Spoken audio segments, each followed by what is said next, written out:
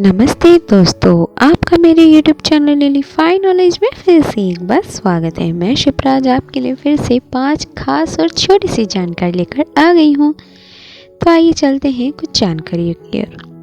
पहला, दोस्तों, एप्पल आपको पसंद है? अजीब सवाल है ना। हाँ, वैसे में एप्पल सबको ही पसंद है, पर क्या आप जानते हैं कि एप्पल के भीतर जो बीज होते हैं वो किसी इंसान को मार भी सकते हैं? जी हाँ दोस्तों, वैसे में भी हम तरबूज के बीज खाते हैं वगैरह वगैरह, ऐसे कई फल हैं जिसके बीज चबाने से कोई नुकसान नहीं होता, पर एप्पल के बीज को ज़्यादा खा लेने से आपकी मृत्यु भी हो सकती है। अगर आपकी माँ ने कभी सेब की कोर यानी कि सेंट्रल पार्ट को न खाने की चेतावनी दी है तो ये अच्छे कारण के लिए ही है। जी हाँ दोस्तों, सेब में वास्तव में कोर नहीं होती, लेकिन उनके पास उनके मोटे मध्य भाग होते हैं जो बीज से भरे होते हैं, और वे बीज साइनोजेनिक ग्लाइकोसाइड नामक एक अणु की सांद्रता को बंद कर सकते हैं। उनमें से एक एमिग्डालिन है, और जब यह आपके आंत बैक्टीरिया में उतर जाता है तो यह साइनाइड में बदल जाता है, जो आपको मारने के लिए एक अच्छा काम कर सकता है। सेब केवल साइनोजेनिक ग्लाइकोसाइड वाले फल नहीं है। आड़ू, खुबानी, चेरी के गड्ढे, बादाम, यहाँ तक कि लीमा बीन्स में भी ये पाए जाते हैं। लेकिन आप आमतौर पर फलों के गड्ढे को पूरी तरह से नहीं खाते हैं जहाँ एमिग्डालिन होता है, और बादाम और बीन्स आपको नुकसान पहुंचाने के लिए पर्याप्त नहीं होते हैं। ग्लाइकोसाइड अपना काम करने के लिए आपके चेरी के गड्ढों को एक महीन पाउडर में चबाना या पीसना होगा। विक्रम में पोषण और कल्याण केंद्र का प्रबंधन करने वाले एक पंजीकृत आहार विशेषज्ञ केट स्विनी ने कहते हैं, बहुत से एमिग्डालिन लोडेड बीज खाने से बहुत कम बच्चे बीमार होते हैं, लेकिन यह अत्यंत दुर्लभ है और किसी भी सामान्य मात्रा से अधिक महत्वपूर्ण अंतर्ग्रहण की आवश्यकता होगी। और दोस्तों, आप चिंता मत कीजिए, क्योंकि सबसे पहले एमिग्डालिन केवल तभी उपलब्ध होता है जब बीजों को कुचला या चबाया गया हो। एक पूरा अखंड बीज सही से गुजरेगा। दूसरा, मानव शरीर HCN को छोटी खुराक में संसाधित कर सकता है, इसलिए कुछ चबाए गए बीज आमतौर पर पूरी तरह से हानिरहित होते हैं। अंत में, औसत वयस्क को साइनाइड विषाक्तता के जोखिम में होने के लिए 150 से कई हजार कुचल वे बीज को खाने की आवश्यकता होगी, और औसत सेब में केवल 5 से 8 बीज होते हैं। इसलिए जब तक कोई अपना लगातार 18वां सेब को नहीं खा रहा है तो सभी बीजों को सावधानीपूर्वक चबा रहा है, तब तक उन्हें अपने कभी कभार अनुपस्थित कोर चॉपिंग के साथ ठीक होना चाहिए। दूसरा, दोस्तों, द वर्ल्ड क्रूज के बारे में आप जानते हैं? MS द वर्ल्ड एक निजी आवासीय क्रूज जहाज है जो एक कॉन्डोमिनियम कॉम्प्लेक्स की तरह संचालित होता है, जिसमें बड़े अपार्टमेंट खरीदे जा सकते हैं। कई देशों के निवासी जहाज की यात्रा के दौरान बोर्ड पर रह सकते हैं। कुछ निवासी पूरे समय बोर्ड पर रहना पसंद करते हैं, जबकि अन्य पूरे वर्ष समय समय पर आते रहते हैं। जहाज का संचालन ROW मैनेजमेंट लिमिटेड द्वारा किया जाता है, जिसका मुख्यालय फोर्ट लॉडरडेल, फ्लोरिडा, संयुक्त राज्य अमेरिका में है। जहाज में 165 आवास है जो जहाज के निवासियों के स्वामित्व में है। औसत अधिभोग 150 से 200 निवासी और अतिथि है। विश्व बहामस में पंजीकृत है और इसका शकल टन भार 43,188 है। यह 196.35 मीटर लंबा और 29.8 मीटर चौड़ा है, और इसमें 6.7 मीटर ड्राफ्ट, 12 डेक और 18.5 समुद्री मील चालक दल की संख्या लगभग 280 है। 28 जनवरी 2017 तक द वर्ल्ड के पास सबसे दक्षिणी जहाज का विश्व रिकॉर्ड है, जिसे उनके कैप्टन डैग एच सोविक और उस समय के 63 निवासियों के साथ साथ चालक दल के सदस्यों द्वारा हासिल किया गया था। जहाज अंटार्कटिका के राज सागर में वेल की खाड़ी में पहुंच गया। मार्च 2020 में कोविड-19 महामारी के बारे में चिंताओं के कारण जहाज को यात्रियों और गैर जरूरी चालक दल से खाली कर दिया गया था। तीसरा, दोस्तों, संग्रहालय यानी कि म्यूजियम के बारे में आपने सुना होगा। तो आज तक हम ये जानते हैं कि एक म्यूज़ियम किताबों का हो सकता है, कुछ पुरानी चीज़ों का, या कुछ हिस्टोरिकल बोन्स यानी कि हड्डियों का, ऐसे तरह की म्यूज़ियम होते हैं। म्यूज़ियम यानी कि पुरानी चीज़ें और दुर्लभ चीज़ों से भरा हुआ। पर क्या आप जानते हैं बेल्जियम में एक ऐसा भी संग्रहालय है जो सिर्फ स्ट्रॉबेरी के लिए बना हुआ है?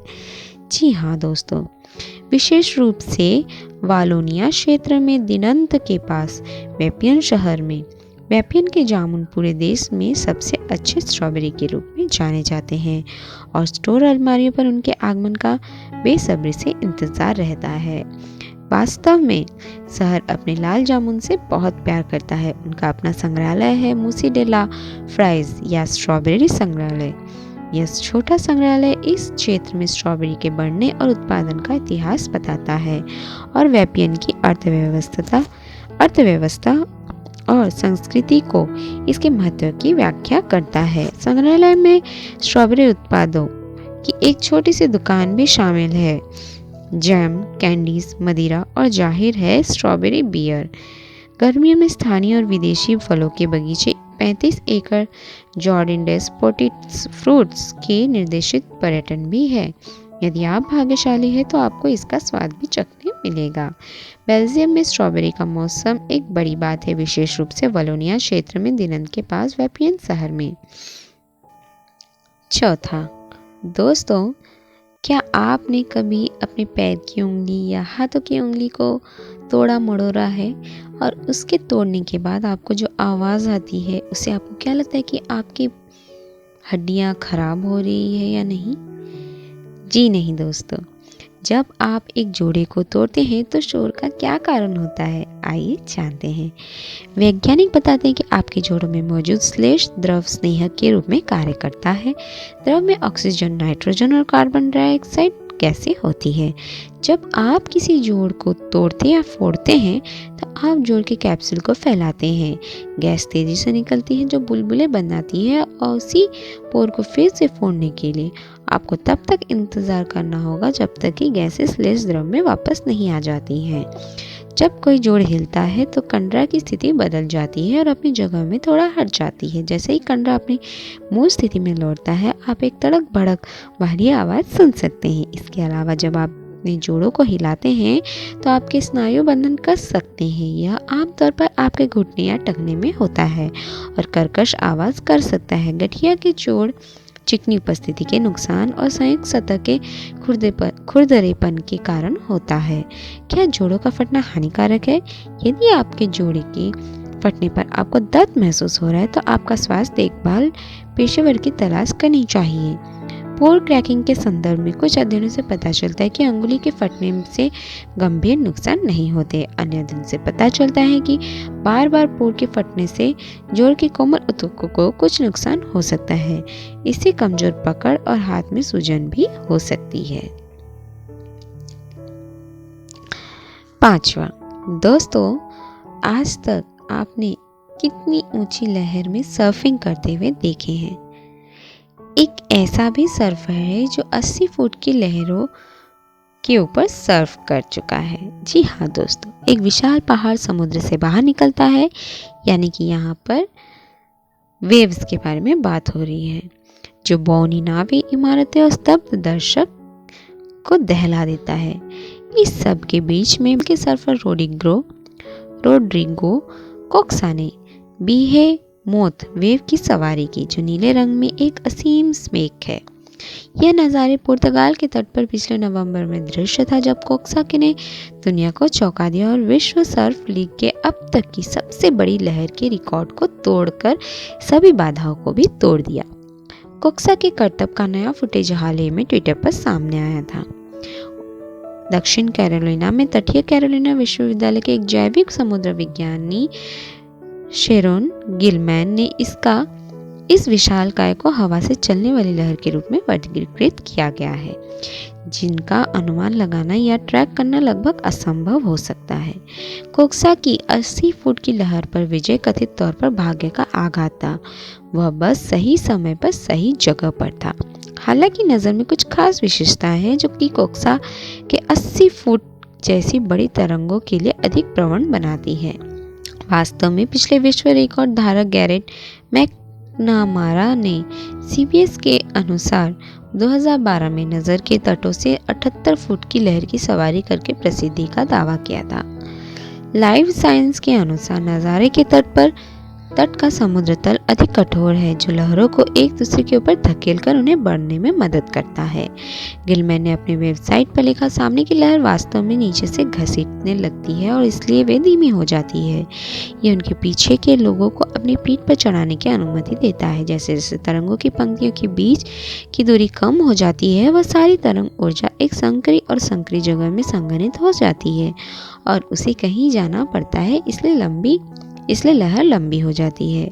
गिलमैन के अनुसार जब लहरें किनारे से टकराने से पहले एक दूसरे से टकराती है तो वे रचनात्मक हस्तक्षेप के रूप में भी जानी जाने वाली प्रक्रिया की एक दूसरे की ऊर्जा को अवशोषित कर सकती है।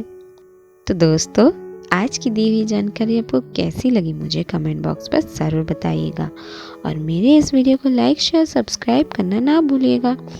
नई नई वीडियोस पाने के लिए आप बेल नोटिफिकेशन को भी प्रेस करना ना भूलिए। Thank you so much.